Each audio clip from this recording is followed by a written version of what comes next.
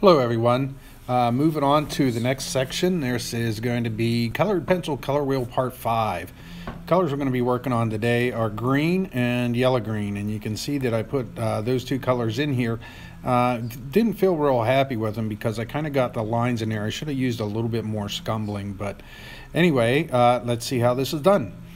Okay, first of all, since we're doing green, we want the two primary colors that are going to make green, which are blue and yellow.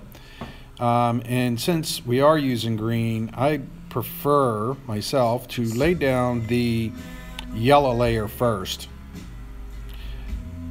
So very lightly put in that layer of yellow, and then after I put in the layer of yellow, I'm going to come in with a soft layer of blue, and I'm just going to keep working this back and forth, keep layering it until I'm pretty comfortable with the way it's coming out.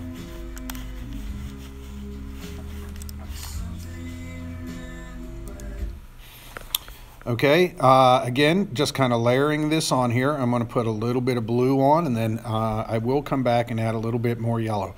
Again, one of the things that I was kind of disappointed in myself here is that I used too much up and down pencil strokes, and I should have probably did a little bit more scumbling, but in the end, the color came out pretty good. I filled my colored pencils a little bit more on the violet side, so therefore my green didn't come out as green as I really would have liked it to. But anyway, just about ready to kick it up a little bit, turn the speed on, so you'll see the layering process going on here now with the two colors, blue and yellow. Okay, now at this point what I'm doing is in that outer edge. Remember that outer edge has hard pressure, so I'm going in here with my blue and my yellow, alternating back and forth just to get that hard pressure, and I'm just going to keep working it back and forth until I'm pretty happy with the color that I want. And sometimes this takes a while, so be prepared for that. It's nothing that magically happens in just a couple of minutes. Sometimes it takes a little bit longer than that. Going into the middle section as well, just trying to blend that in there, or I will be going in there in just a minute, but you can see I'm starting to come back here and working the scumbling technique a little bit more than the vertical up and down type strokes.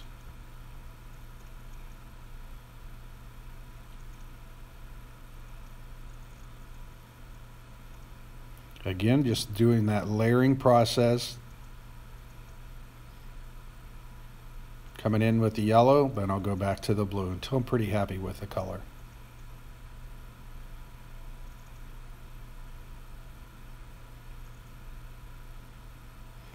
Okay, now almost to the point where I want to start thinking about what I'm going to do for that center section.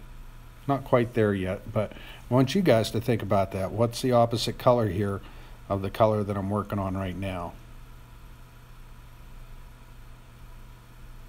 I'll give you a hint. It's Christmas time. I'm working with green. The complement of green is going to be red. And so in a minute, that's what I'm going to do. I'm going to be starting to work in that red. I'm not doing it quite yet, but just finishing up with my green with that final layer of blue. Now there I go. Here is my complement of green, which is red, and I just start in really light. And what I'll do with this is I'll come in light, and then I'll even blend it a little bit more with some blue, and I'll also use some yellow. Now I want you guys to think about this a little bit. As I'm putting this red on, if it's not really toning the color down and it looks a little bit too orange, what would I use to change that, to change the intensity and to get it away from that orange tint? It would be the blue, because blue is a complement of orange.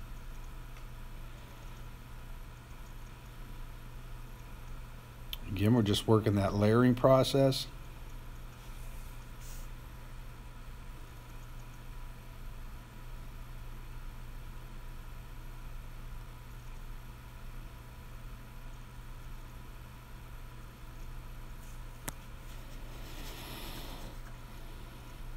Okay, Now, what I'm looking at is my yellow-green, and since I'm doing yellow-green, I want to put a pretty heavy coat of yellow on first.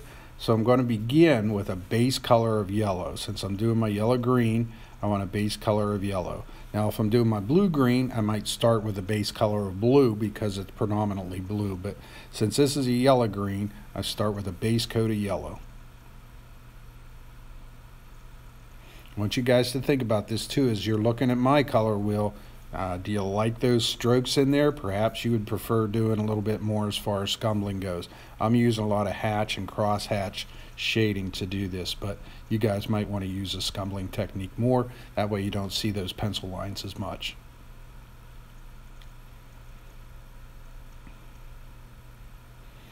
Okay, now we're going to start layering this in here. I'm going to speed it up a little bit too, but when I put my blue in, I'm not putting it in nearly as intense as I did with the green. Since this is yellow-green, I'm going to put it in just a little bit lighter. I still want to do that outside edge using heavy pressure, but I have a bigger, thicker layer of yellow in there. And that just about finishes it up. Again, I'm not real happy with the way the pencil lines came out. It's something for you guys to think about as you're finishing up on your color wheel, and it seems to happen more when you begin with a base of yellow, so keep that in mind too. If you're working with a darker base, you might not notice it that much. But anyway, that is the end of part 5.